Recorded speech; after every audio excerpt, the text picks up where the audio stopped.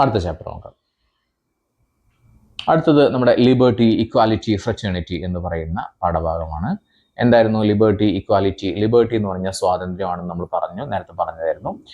പിന്നെ ഇക്വാലിറ്റി എന്ന് പറഞ്ഞാൽ സമത്വമാണ്, ഫ്രറ്റേണിറ്റി എന്ന് പറഞ്ഞാൽ സാഹോദര്യമാണ് കേട്ടോ. ഓക്കെ, അപ്പോൾ അതിൽ എന്തൊക്കെയാണ് നമ്മൾ പഠിക്കുന്നത് എന്നുള്ളതാണ് പറയുന്നത്.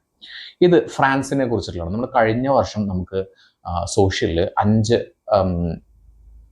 കാര്യങ്ങളുണ്ടായിരുന്നു. ലൈക്ക് ഫ്രീഡം സ്ട്രഗിളുകളെ പറ്റി, American war of independence, French revolution, Latin American revolution, Russian revolution and Chinese revolution. ഇത്രയും കാര്യങ്ങൾ നമുക്ക് പഠിക്കാനുണ്ടായിരുന്നു. പക്ഷേ ഇപ്പോൾ നമുക്കതിൽ ഫ്രാൻസിൻ്റെ കാര്യമാണ് ഏറ്റവും എടുത്തു പറഞ്ഞിട്ടുള്ളത്. ഓക്കെ, ഫ്രാൻസിൻ്റെ കാര്യമാണ്. അപ്പോൾ ഫ്രാൻസിൻ്റെ കാര്യമാണ് പറയുന്നത്. ഈ ഫ്രാൻസിനെ, അതായത് ഫ്രഞ്ച് സൊസൈറ്റീനെ 3 തട്ടുകളായിട്ട് തരംതിരിച്ചിട്ടുണ്ടായിരുന്നു. ഈ തട്ടുകൾ പറയുന്നതാണ് എസ്റ്റേറ്റ്. 3 വിഭാഗങ്ങളാക്കിയിട്ടുണ്ടായിരുന്നു. ഇതിന് പറയുന്നതാണ് എസ്റ്റേറ്റ് എന്ന് പറയുന്നത്. അപ്പോൾ ഏതൊക്കെയായിരുന്നു? ഫസ്റ്റ് എസ്റ്റേറ്റ് ഉണ്ടായിരുന്നു, സെക്കൻഡ് എസ്റ്റേറ്റ് ഉണ്ടായിരുന്നു, തേർഡ് എസ്റ്റേറ്റ് ഉണ്ടായിരുന്നു. അതായത് അവിടുത്തെ സാമൂഹിക ഘടന ഇപ്രകാരമായിരുന്നു. ഓക്കെ, തട്ടുകൾ ഉണ്ടായിരുന്നു. കുറച്ച് നമ്മൾ പറയില്ലേ പണക്കാർ, മീഡിയം ആളുകൾ, പിന്നെ തീരെ പൈസ ഇല്ലാത്തവർ എന്നൊക്കെ പറയില്ല. അതേപോലെ തന്നെ first estate, second estate, third estate, ഈ 3 പ്രത്യേകതകൾ പറയട്ടെ.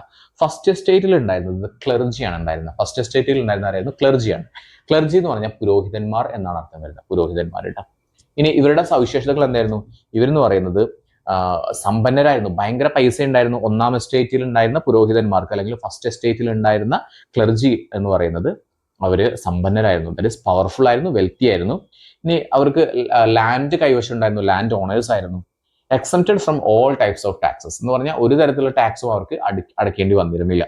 ഓക്കെ, അത് മാത്രമല്ല, levied a tax called the tithe or tithe എന്ന് പറയാം, ടൈത്ത് എന്ന് പറയാം, ഫ്രം ദ പെസൻസ്. അതായത് കർഷകരിൽ നിന്നും ടൈത്ത് എന്ന് പറയുന്ന പേരിലുള്ള ഒരു നികുതി പിരിച്ചിരുന്നു. മനസ്സിലായല്ലോ? അപ്പൊ എന്തൊക്കെയായിരുന്നു ഫസ്റ്റ് എസ്റ്റേറ്റിലുള്ളത്? അവർ സമ്പന്നരായിരുന്നു, ഭയങ്കര വെൽത്തി ആയിട്ടുള്ള ആളുകളായിരുന്നു, അവർക്ക് ഭൂമി ഉടമസ്ഥതയിൽ ഉണ്ടായിരുന്നു. എല്ലാത്തരം നികുതികളിൽ നിന്നും അവരെ ഒഴിവാക്കപ്പെട്ടിരുന്നു. അത് മാത്രമല്ല, ഇവർ കർഷകരിൽ നിന്നും ടൈത്ത് എന്ന് പറയുന്ന ഒരു നികുതി പിരിച്ചിരുന്നു, ടാക്സ് പിരിച്ചിരുന്നു കേട്ടോ. ഇനി സെക്കൻഡ് എസ്റ്റേറ്റ്, അതിലുണ്ടായിരുന്നത് നോബിൾസ് ആണ്, പ്രഭുക്കന്മാരാണ് കേട്ടോ. അതിന്റെ തൊട്ട് 2-ാമത്തെ ക്ലാസ് പ്രഭുക്കന്മാർ. അവരെന്ന് പറഞ്ഞാൽ held high positions in government and in the army. അതായത് ഭരണത്തിലും സൈനിക രംഗത്തൊക്കെ ഉയർന്ന സ്ഥാനം ഉണ്ടായിരുന്ന ആളുകളായിരുന്നു ഈ സെക്കൻഡ് എസ്റ്റേറ്റിൽ ഉണ്ടായിരുന്ന പ്രഭുക്കന്മാർ, അല്ലെങ്കിൽ നോബിൾസ് എന്ന് പറയുന്നത്. ഓക്കെ, അവര് ഭയങ്കരമായിട്ടുള്ള ആഡംബരമായിട്ടുള്ള അല്ലെങ്കിൽ ലക്ഷൂറിയസ് ആയിട്ടുള്ള ലൈഫാണ് നയിച്ചിരുന്നത്. അതേപോലെ തന്നെ ഇവരും എന്ത് ചെയ്തിരുന്നു? Collected various taxes from the third estate. 3-ാം estate ഉണ്ടല്ലോ, സാധാരണക്കാരായിട്ടുള്ള ആളുകളുടെ എസ്റ്റേറ്റ്, അവരിൽ നിന്ന് എന്ത് ചെയ്തിരുന്നു? വിവിധ തരത്തിലുള്ള പല പേരിലുള്ള എന്ത് ചെയ്തിരുന്നു? നികുതികളൊക്കെ പിരിച്ചിരുന്നു. അങ്ങനെയാണെങ്കിൽ ഇനി തേർഡ് എസ്റ്റേറ്റിൽ ആരാ വരുന്നത്? തേർഡ് എസ്റ്റേറ്റിൽ വരുന്ന മിഡിൽ ക്ലാസ് ആയിട്ടുള്ള വർക്കേഴ്സും പെസൻസും ആണ്. അതായത് സാധാരണക്കാരായിട്ടുള്ള തൊഴിലാളികൾ, കർഷകർ, മധ്യവർഗം, ഇവരാണ് വരുന്നത് കേട്ടോ. ഇവരെ അറിയപ്പെട്ടിരുന്ന കോമൺസ് ആണ് അറിയപ്പെടുന്നത്. കോമൺ എന്ന് പറഞ്ഞാൽ സാധാരണക്കാരായിട്ടുള്ള ആളുകളല്ലേ, ഇവരെ കോമൺസ് ആണ് അറിയപ്പെട്ടിരുന്നത് കേട്ടോ. Majority of the people live in poverty. ഇവിടെ ഉണ്ടായിരുന്ന മിക്കവാറും ആളുകളും ദരിദ്രരായിരുന്നു, പാവപ്പെട്ട ആളുകളായിരുന്നു കേട്ടോ. And obliged to pay various taxes to the above 2 estate. നമ്മൾ നേരത്തെ പറഞ്ഞ ഫസ്റ്റ് എസ്റ്റേറ്റും സെക്കൻഡ് എസ്റ്റേറ്റിലെ പുരോഹിതന്മാരും പ്രഭുക്കന്മാരും, അവർക്ക് 2 പേർക്കും എന്ത് ചെയ്യേണ്ടി വന്നിരുന്നു? 2 പേരല്ല, 2 എസ്റ്റേറ്റുകളാണ്. അവർക്ക് എന്ത് ചെയ്യേണ്ടി വന്നിരുന്നു? ടാക്സുകൾ കൊടുക്കേണ്ടി വന്നിരുന്നു, പലതരത്തിലുള്ള ടാക്സുകൾ കൊടുക്കേണ്ടി വന്നിരുന്നു. Obliged to perform unpaid and compulsory services. അതുപോലെ തന്നെ വേതനമില്ലാത്ത, തൊഴിൽ ചെയ്യണം, പക്ഷെ അവർക്ക് പൈസ കിട്ടില്ല. അങ്ങനെ പൈസ കിട്ടാത്ത നിർബന്ധിതമായിട്ടുള്ള സേവനം ചെയ്യണമായിരുന്നു. എന്തായാലും പണിയെടുക്കണം. ചില ജോലികൾ ചെയ്യാനായിട്ട് അവർ വിളിച്ചുകൊണ്ടിരും, എന്നിട്ട് പറയും നിങ്ങൾ ഇത് ചെയ്യണം, ഇത് നിങ്ങളുടെ ഡ്യൂട്ടിയാണ്, പക്ഷെ നിങ്ങൾക്ക് എന്ത് കിട്ടില്ല? പൈസ ഒന്നും കിട്ടില്ല എന്ന് പറഞ്ഞിട്ടുണ്ടായിരുന്നു. അപ്പൊ അങ്ങനെയുള്ള ഒരുപാട് പ്രശ്നങ്ങളാണ് ഈ 3-ാം എസ്റ്റേറ്റിലുള്ള ആളുകൾ നേരിട്ടിരുന്നത്. മനസ്സിലായല്ലോ? ഇനി നമ്മുടെ ഫ്രഞ്ച് തിങ്കേഴ്സിനെ കുറിച്ചിട്ട് പറയുന്നുണ്ട്. വോൾട്ടയർ, റൂസോ, മോണ്ടസ്ക്യൂ, ഈ 3 പേരുകൾ മനസ്സിലാക്കി വെക്കണം. പിന്നെ നമുക്ക്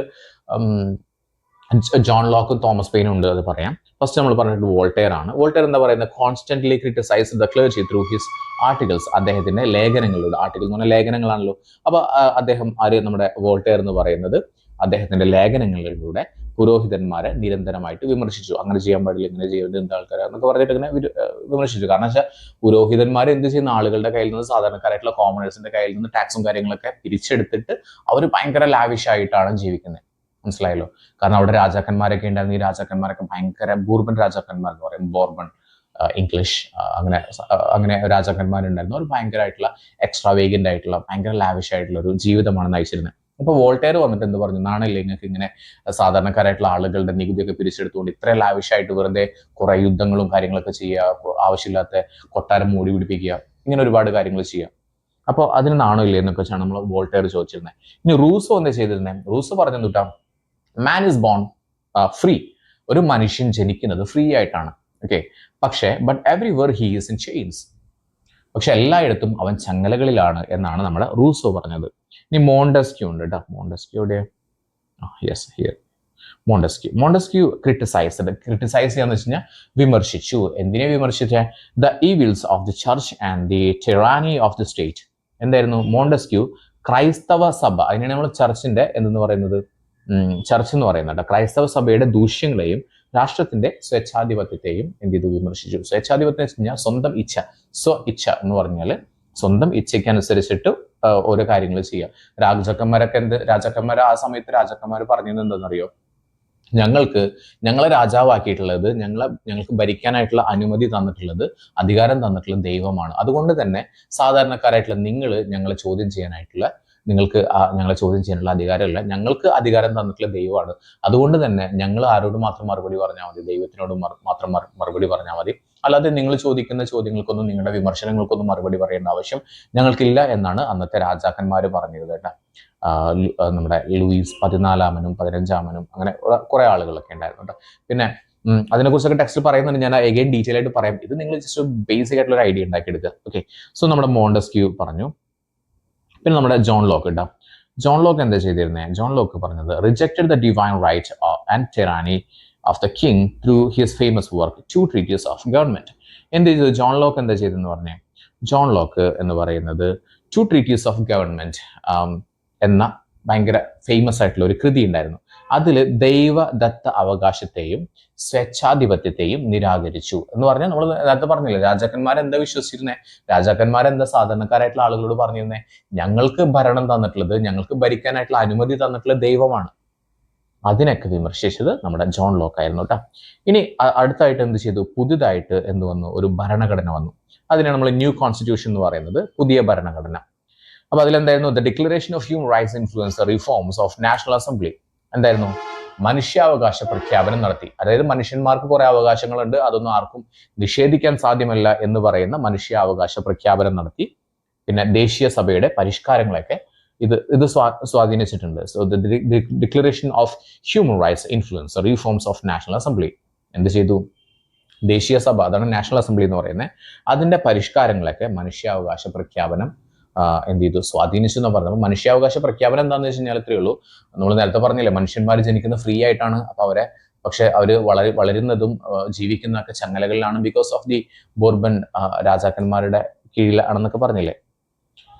പിന്നെ രണ്ടാമത്തത് implemented unified constitution through the country through out the country എന്ന് പറഞ്ഞാൽ രാജ്യം മുഴുവൻ ഒരൊറ്റ ഏകീകൃതമായിട്ടുള്ള ഭരണഘടന. അല്ലാതെ ഫസ്റ്റ് എസ്റ്റേറ്റിലുള്ളവർക്ക് ഒരു നിയമം, അല്ലെങ്കിൽ സെക്കൻഡ് എസ്റ്റേറ്റിൽ വേറൊരു നിയമം, തേർഡ് എസ്റ്റേറ്റിൽ ഭയങ്കരമായിട്ടുള്ള മോശമായിട്ടുള്ള തരത്തിലുള്ള നിയമങ്ങൾ, അങ്ങനെയൊന്നും പാടില്ല.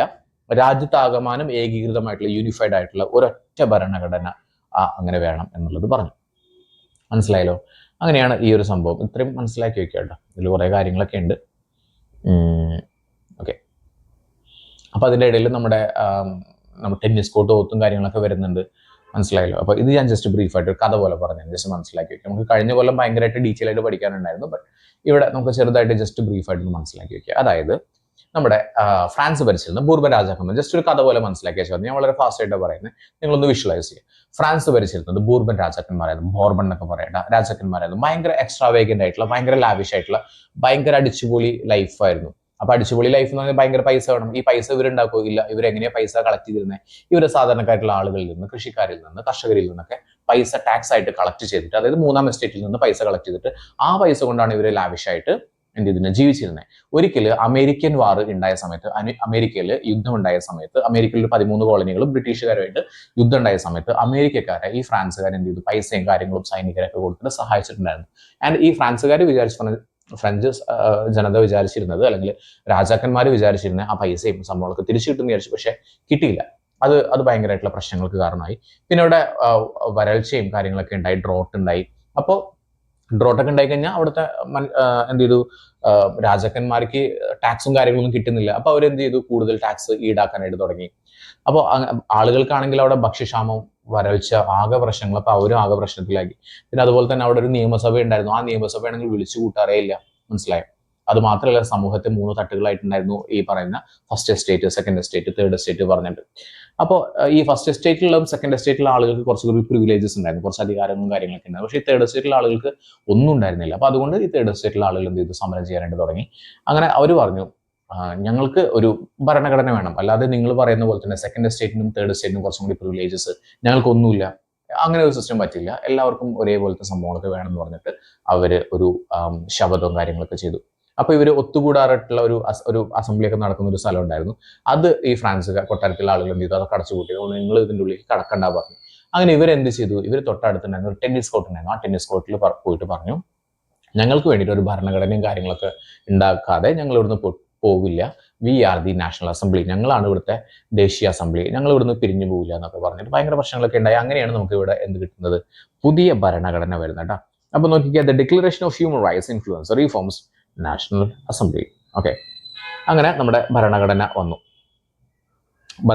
എന്ന് പറഞ്ഞു. ഓക്കെ, അതിനുശേഷം reign of terror and the September massacre. Massacre എന്ന് പറഞ്ഞാൽ കൂട്ടക്കൊല എന്നാണ് അർത്ഥം വരുന്നത്. റെയിൻ ഓഫ് ടെറർ എന്ന് വെച്ചാൽ ഭീകരവാഴ്ച. അതെന്തായിരുന്നു, അങ്ങനെ ഫ്രാൻസിന് എന്ത് കിട്ടി, സ്വാതന്ത്ര്യം കിട്ടി. ഫ്രാൻസ് ജനതയ്ക്ക് സ്വാതന്ത്ര്യം കാര്യങ്ങളൊക്കെ കിട്ടി. പക്ഷെ 1792 1792 the national convention which replace the national assembly declared France as A republic. അങ്ങനെ 1792 എന്ത് സംഭവിച്ചു, അവിടെ ഉണ്ടായിരുന്ന നാഷണൽ അസംബ്ലിയെ മാറ്റിക്കൊണ്ട് നാഷണൽ കൺവെൻഷൻ നിലവിൽ വന്നു. ഓക്കെ, ഈ നാഷണൽ കൺവെൻഷൻ പറഞ്ഞു ഫ്രാൻസ് ഒരു റിപ്പബ്ലിക് ആണെന്ന് പറഞ്ഞു. റിപ്പബ്ലിക് എന്ന് പറഞ്ഞാൽ അവർക്ക് ഫ്രീഡം കിട്ടി എന്നുള്ള അർത്ഥത്തിൽ പറഞ്ഞു. അങ്ങനെ ലൂയി 16 ഉണ്ടായിരുന്നു. ലൂയി 16 വാസ് എക്സിക്യൂട്ടഡ് എന്ന് പറഞ്ഞാൽ അദ്ദേഹത്തെ വധിച്ചു, കൊന്നു. ജാക്കബിൻസ് എന്ത് ചെയ്തു, സീസ്ഡ് കൺട്രോൾ ഓഫ് ഫ്രാൻസ്. ജാക്കബിൻസ് ആണ് എന്ത് ചെയ്തത്, നമ്മുടെ ഫ്രാൻസിന്റെ കൺട്രോൾ പിടിച്ച്. ജാക്കബിൻസ് എന്ത് ചെയ്തു, ഫ്രാൻസിന്റെ കൺട്രോൾ പിടിച്ചെടുത്തു. പിന്നെ ഡാന്റൺ, ഹെർബർട്ട്, മറാറ്റ് ആൻഡ് റോബസ്പിയർ അവരൊക്കെ എന്ത് ചെയ്തു, അവരൊക്കെയാണ് ഈ ഭീകരവാഴ്ചയ്ക്ക് നേതൃത്വം നൽകിയത്. ഇവരെ ഈ സിമ്പിളായിട്ട് ഇത്രയേ ഉള്ളൂ. നമ്മുടെ റോബസ്പിയർ ആണ് ശരിക്കും എന്ത് പറഞ്ഞത്, നമ്മുടെ ഈ ഭീകരവാഴ്ചയ്ക്ക് നേതൃത്വം കൊടുത്തത് മെയിൻ ആൾ കേട്ടോ.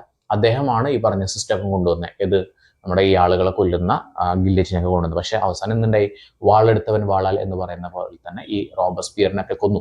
പിന്നെ ഒരു രാജ്ഞി ഉണ്ടായിരുന്നു കേട്ടോ, ഈ ലൂയി 16 മേരി ആന്റോയിനറ്റ് പറഞ്ഞിട്ടൊരു രാജ്ഞി ഉണ്ടായിരുന്നു. ഈ രാജ്ഞി എന്തോ ചെയ്തു, സാധാരണക്കാരായിട്ടുള്ള ആളുകൾ ഭക്ഷണം കിട്ടാതെ ഞങ്ങൾക്ക് ബ്രെഡ് തരുമെന്ന് പറഞ്ഞിട്ട് തെരുവിൽ സമരം ചെയ്യുന്ന സമയത്ത് ഇവർ കളിയാക്കിക്കൊണ്ട് പറഞ്ഞു, നിങ്ങളുടെ കയ്യിൽ ബ്രെഡ് ഇല്ല എന്ന്, നിങ്ങൾക്ക് കഴിക്കാൻ ബ്രെഡ് ഇല്ല എന്ന്, പോയി കേക്ക് കഴിച്ചോളൂ എന്ന് പറഞ്ഞിട്ട് കളിയാക്കി. ബ്രെഡ് ഇല്ലെങ്കിൽ പോയിട്ട് കേക്ക് കഴിച്ചോളൂ പറഞ്ഞിട്ട് കളിയാക്കി. അപ്പോൾ ആ സ്ത്രീയെ അടക്കം, ആ രാജ്ഞിയെ അടക്കം എന്ത് ചെയ്തു, ഇവിടെ ഗില്ലറ്റിൻ ഉപയോഗിച്ചിട്ടാണ് കൊന്നിട്ടുണ്ടായിരുന്നത് കേട്ടോ.